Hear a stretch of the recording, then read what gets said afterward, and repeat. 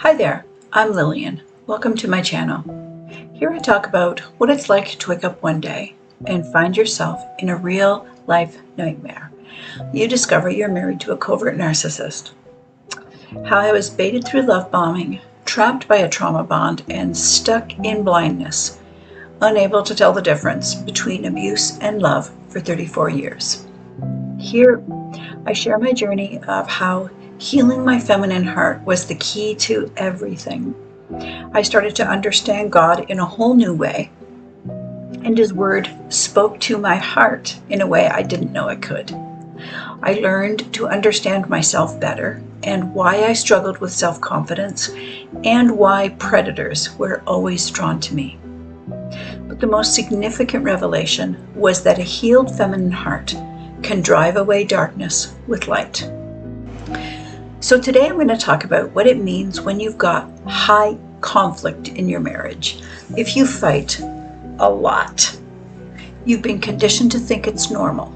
At least if you're married to a wolf, that's what he wants you to think. You know what? It's not normal. There's a big difference between fights and trials that are a natural part of any healthy marriage, 1 Corinthians 7:28, and the toxic dynamic that stems from coercive control when an abusive man purposely fights with his wife. The thing to remember is that in a social setting outside the house, for the most part, they look like a normal couple. But when the two individuals get behind closed doors in privacy, that's when the predatory dynamic emerges.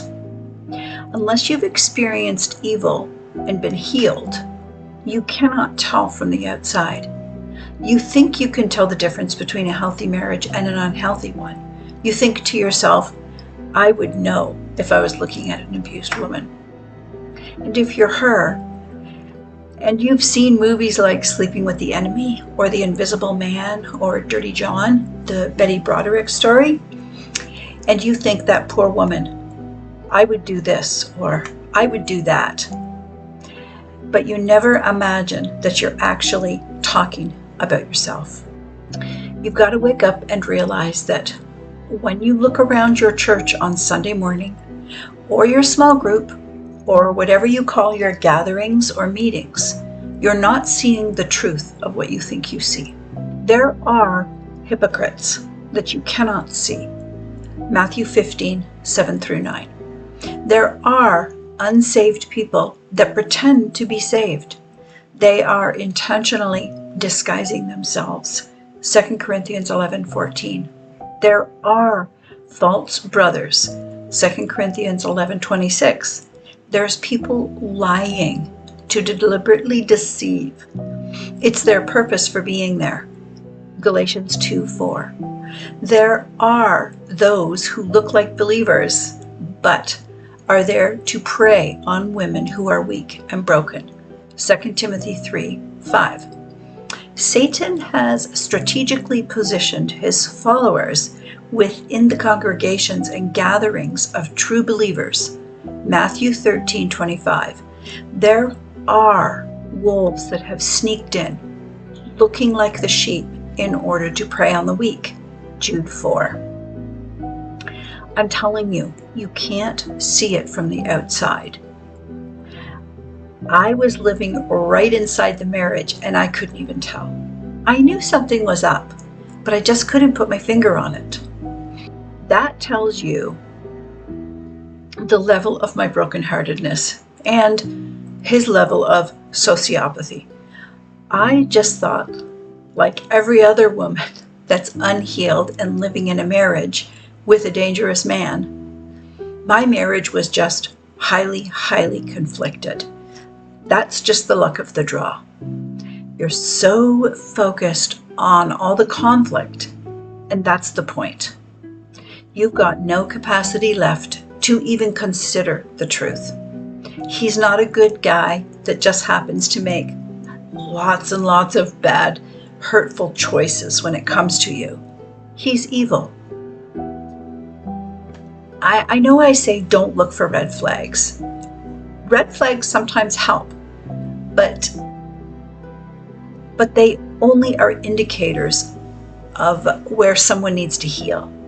And that is for men that are healthy. They're just unhealed or immature.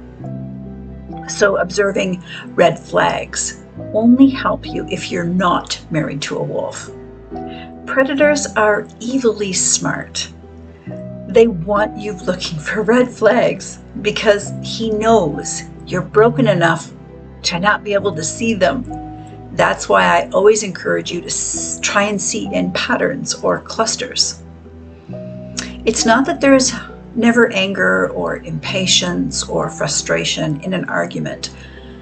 We're human, right? A healthy marriage is going to have all of those supposed red flags, especially if you've been emasculating the man. The difference is that with a dangerous man, one, the element of anger, impatience, and frustration and meanness are not only always present in any and every conflict. It doesn't just sometimes go off the rails. And two, it's every time there's any difference of opinion, disagreement, or any time a change or something different is requested of him, no matter how small the request or the difference of opinion is, it escalates into a high-level confrontation. And the final element of this kind of cluster is that any and every argument can only be diffused by you. You are the one in this couple that has to initiate the reconciliation process and to assume the responsibility for starting the fight in the first place. It always tracks back to you, even when on the surface it doesn't appear to be tracking back to you. In a healthy Christian marriage, both of you are sheep. That means both of you have been plucked out of darkness and transferred into the kingdom of light. Colossians 1:13. If you're both sheep, one of you could still be an unbeliever and just not be awakened yet by the Holy Spirit. That means an unbeliever, not a wolf, but an unbelieving sheep. Inside even the healthiest Christian marriage, there's going to be dysfunction, areas of difficulties, trials, and tribulations. These splotches are events. They're occurrences of conflict. They happen within a relationship where there already is intimacy and affection that's been formed through existing connection. Most of the splotches are due to the fact that one spouse is either immature or not awake yet. The point is that both of you are truly sheep, even if one of you isn't saved yet because the Holy Spirit hasn't shown them that yet. All God's children are predestined. Romans 8:29. Sheep are sheep and wolves are wolves. God doesn't change wolves to sheep. He separates light from darkness. The other problem could be that you, as the female part of the couple, are emasculating him. That's not the content of this video. I'm just going to assume that you're not. But it is a distinct possibility if your feminine heart hasn't been healed yet. In an oversimplification, an event of conflict is something that rises up between the two of you. Usually someone has sinned against the other person. You guys can talk it out. It's not easy. I'm saying this as an oversimplification, but you can reach an agreement through working together in some kind of conflict resolution. More synergy gets achieved between the two of you because of the event being resolved. The conflict disappears. You know each other better and better as time goes on, and you both get better and better. Your representation of Christ and the church becomes clearer because the relationship is growing each of you into the creatures that God created you to be from the very beginning. Psalm 139. But the unhealthy relationship that masquerades as a healthy Christian marriage, it's not splotches that stand out as events of conflicts within an otherwise stable relationship. The backdrop that you marinate in is toxic with splotches of momentary flashes of kindness, events that are perceived as though you're a couple in synergy. You know that Satan is the opposite of God, right? So when you're in relationship with a wolf, the framework of that relationship can only be inverted because of evil. It can't be any other way. You've heard of something called the relationship bubble? Inside that bubble is the oxygen that the two of you create that feeds the both of you in that one flesh relationship. If you're married to a wolf, you cannot be one flesh. So that oxygen can only be toxic to you with momentary events of strategic synergy. Both events get smaller and smaller as time goes on. In a healthy dynamic, as the instances of conflict are reduced because of learning how to resolve them, more synergy is exposed. So the oxygen that's experienced by the two of you in that relationship bubble is more and more healthy intimacy, connection, and attraction. In the unhealthy dynamic, those events of strategic synergy get less and less, exposing more and more of the toxic environment within the bubble that you're sharing with a dangerous man. If you're married to a wolf in sheep's clothing, conflict isn't an event that happens occasionally. It's what your heart, mind, and soul and body are marinating in year after year. It was so hard to see how conflicted my marriage was because in that unhealed, broken-hearted state, there's no way I could have accepted that the conflict was intentional. There's no way I could have understood what I was seeing, which was evil. And if you're married to a wolf in sheep's clothing for any length of time, I can almost guarantee that you're a broken-hearted woman with unhealed femininity who's a highly sensitive person. That's the ideal target for a predator. They can't access the healed or the healthy inside the herd of females. We're too fast, too aware. Our instincts are too high. We are too shrewd to be captured. It's the weak, unhealed, unguarded, and unprotected. They're the ones exposed because a broken woman stands out. She's extremely conspicuous. In that unhealed state, I could not accept that people are evil. So I just thought everyone is like me to a lesser or greater degree. That means I projected my large capacity for empathy onto everyone around me. And a wolf just loves that. I did all of the work for him. HSP projection is whenever you think others think like you. So in an unhealed state, you can't accept that your husband would lie to you because you would never lie to him. You cannot accept that he would manipulate you because you would never try and deceive him.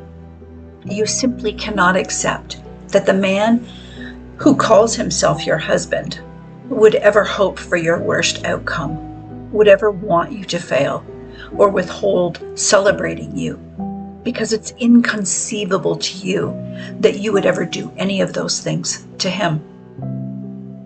It's the idea of always seeing the best in others, or focusing only on the good, to the degree that you're completely blinded to evil, when it's standing right in front of you, even striking you, metaphorically speaking, because you're the emotional and mental punching bag for your husband. You still don't believe it. Your faith, because of being an HSP, is literally childlike, which is a good thing, Matthew 18:2. But because your naivety keeps you gullible to the truth of evil, 2 Timothy 3:7, you're never able to conceptualize that it's a real entity peering squarely at you from behind human eyes. You live in a perpetual state of the dove from Matthew 10:16 without the skills of flight and observation for protection that would come with shrewdness. Evil can see the lack of discernment in a nice girl. her lack of tact and propriety that's proof of her naivety. He can see that she can't tell the difference between abuse and sin. So he can do all kinds of domestic violence to his wife, covertly. And she'll just think he's a weak sinner, an immature guy that keeps failing and that he needs her help. For me, that meant that behind closed doors, Dean's walk terrorized me quietly, being sure to never leave a mark on the outside of my body. He beat the crap out of me, mentally and emotionally, every day. But all the while outside the house, talking the right talk. A covert narcissist walk never matches their talk. The man you experience outside the home is opposite to the man you experience inside the home. They always resist accountability for their actions. Dean never once, not once, took responsibility for his words or actions. Well, actually he did. In the last year of our marriage, in response to my gray rocking, he love bombed me hard before finally discarding me.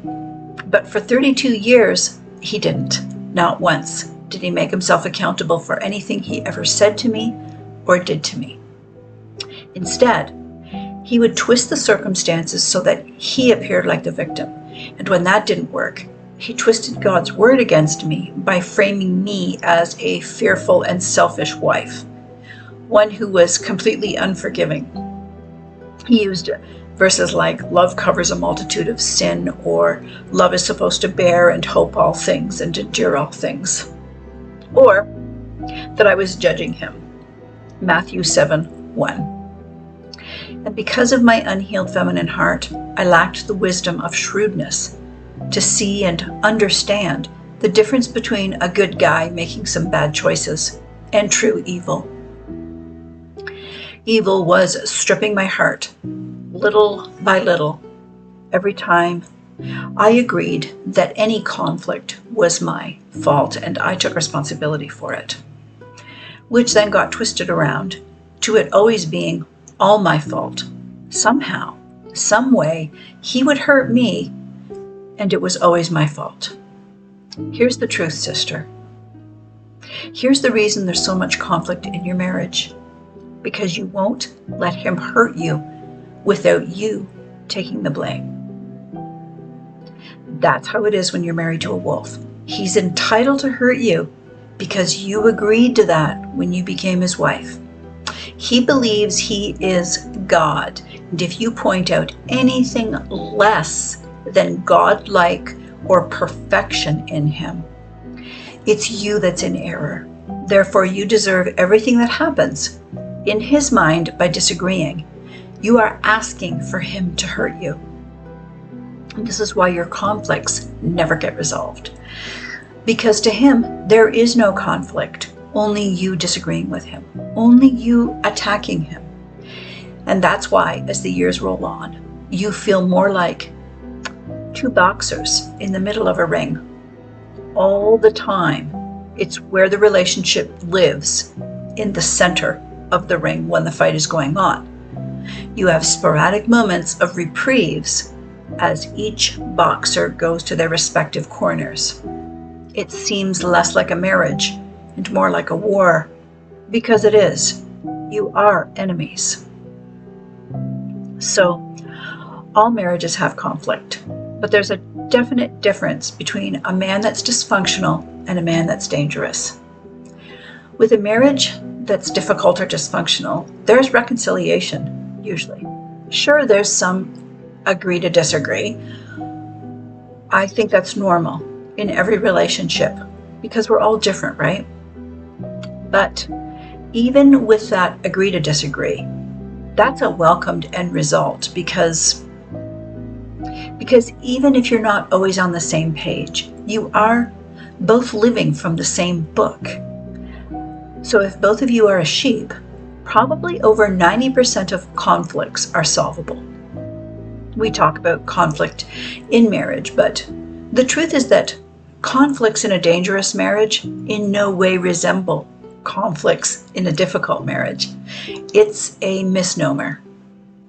When you hear the word conflict, I think that is what was throwing me off for so long, because it's not really what I experienced.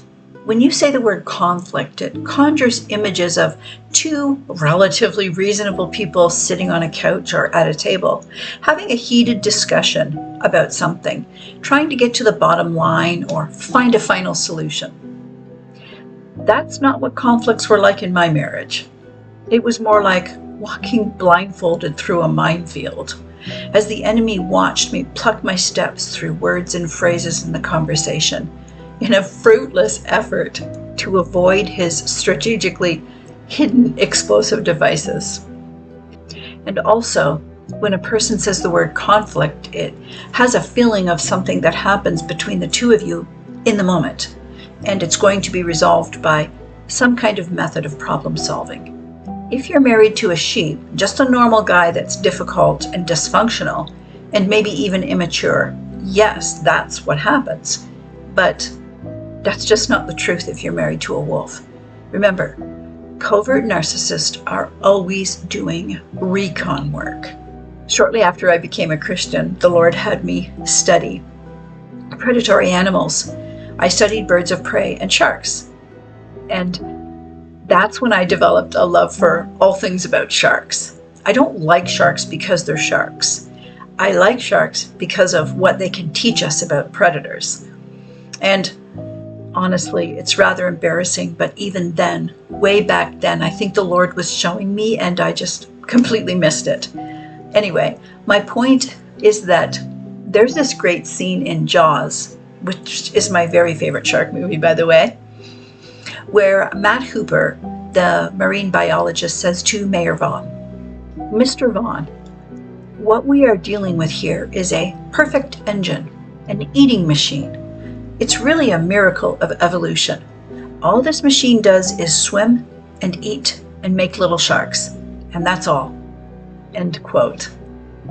Well, the predator you're married to, all he does is roam around you, looking for ways to eat the maximum supply from every single interchange with you. And that's all.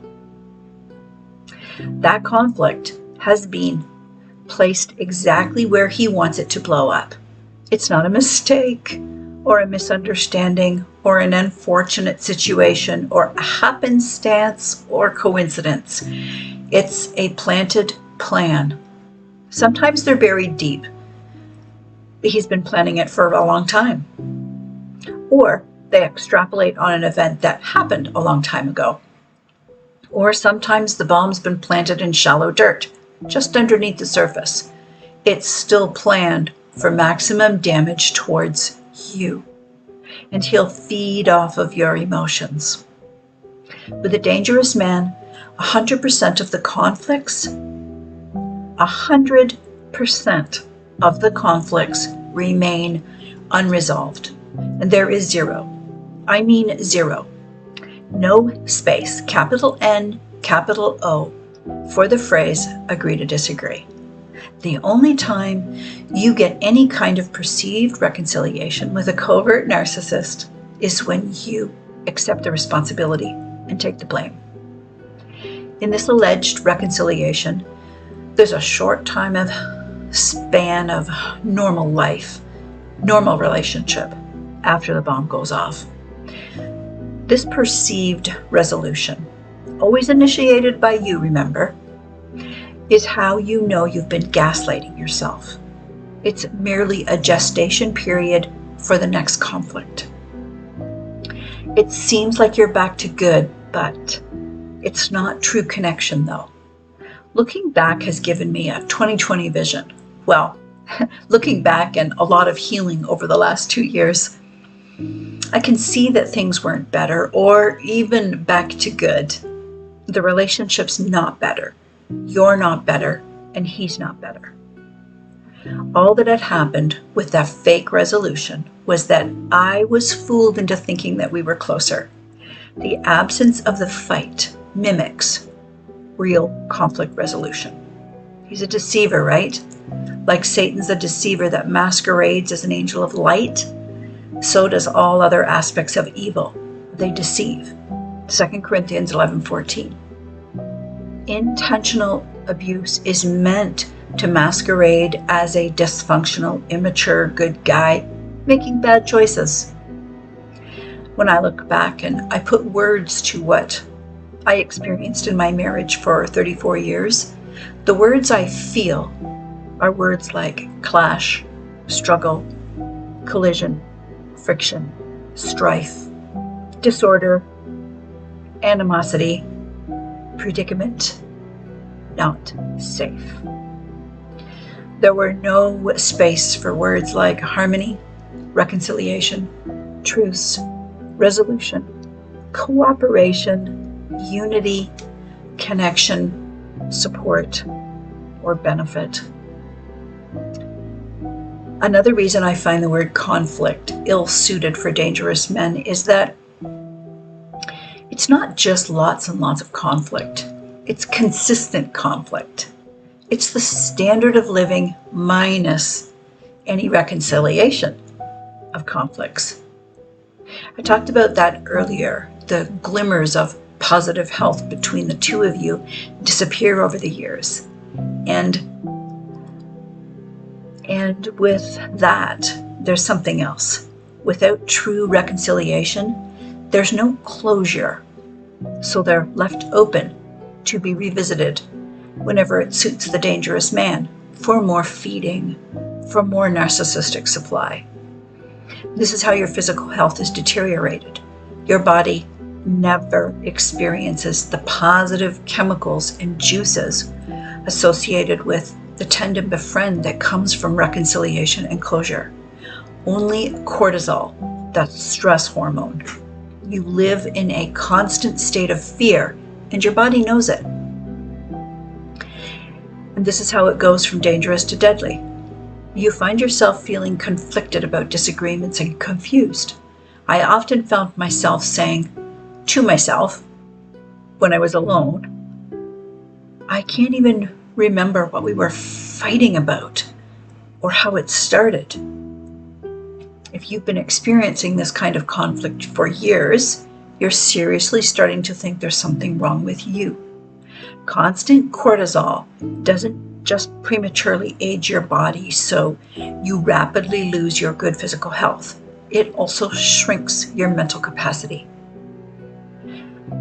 Are you that bad of a person? Are you that nitpicky and petty? You've lived through the damage from the first explosion, but now you're going back over and over the steps you took. Your body is literally reliving the experience over and over when you think about it more. And more cortisol is continuing to shoot through your body every time.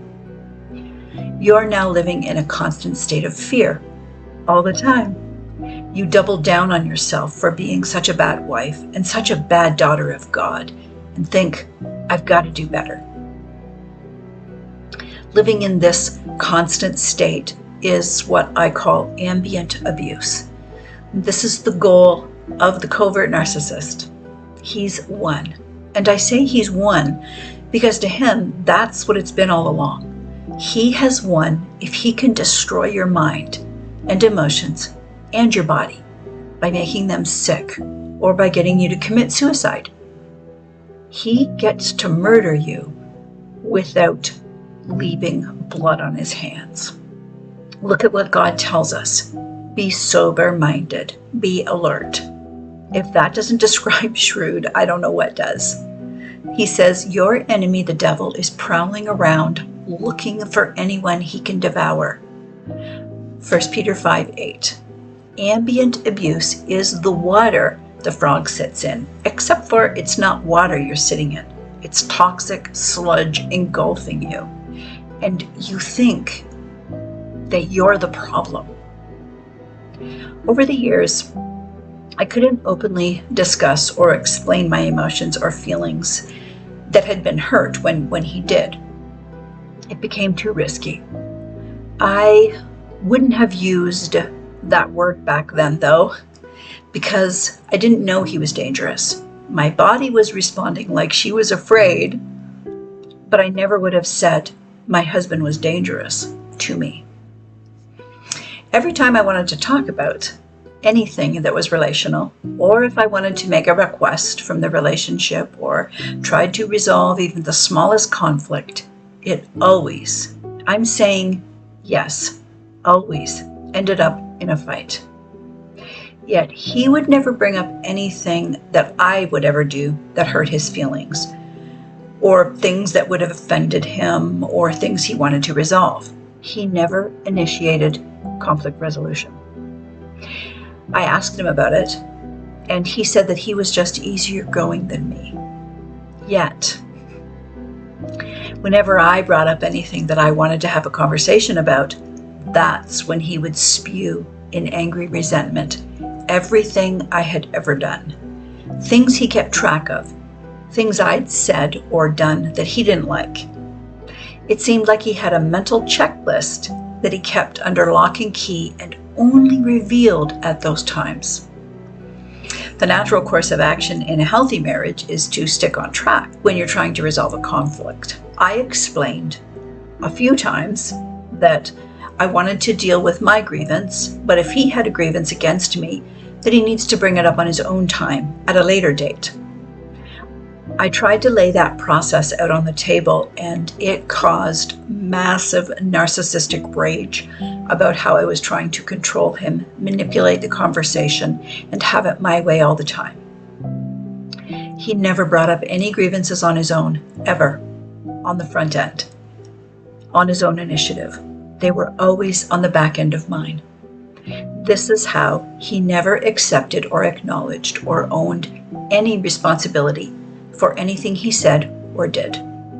Whenever I made any kind of request for conflict resolution, he would pull from this mental list of my errors and misdemeanors that, and this is important, that I had already owned, apologized for, or asked forgiveness for as his defense. I always thought we just had a difficult marriage because there was so much struggle, conflict, hurt, pain, and meanness. I thought that was just how you worked out your differences. But as the years went by, the differences were never actually worked out. Nothing was ever resolved or better, and we were never closer in connection. There were never any small disagreements or discussions or even just differences of opinion. None. Every difference, every disagreement rapidly descended into a red zone conflict.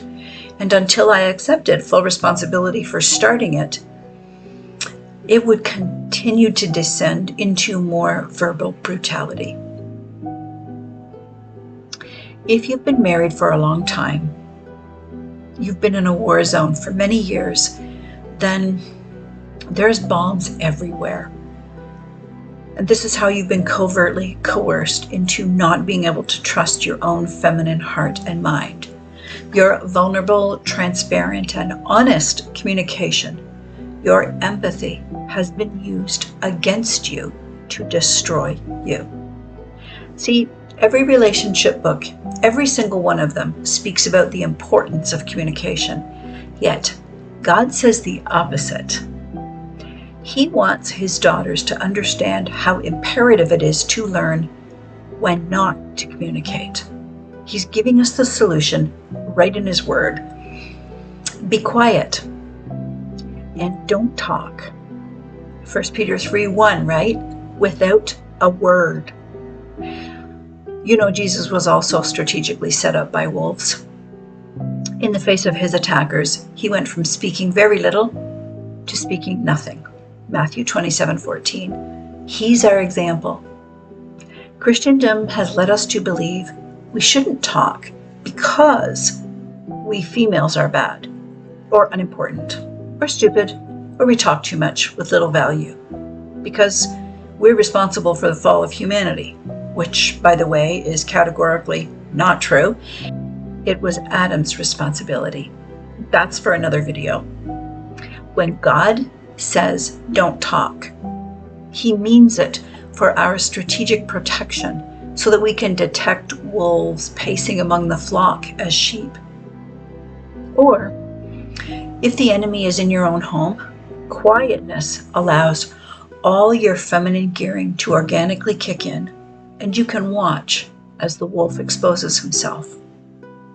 But if you're talking and communicating and strategizing how to fix the marriage, or what book to read next, or how to do the marriage better, or change him, or structuring the outcome that you want, you'll never be able to see the wolf.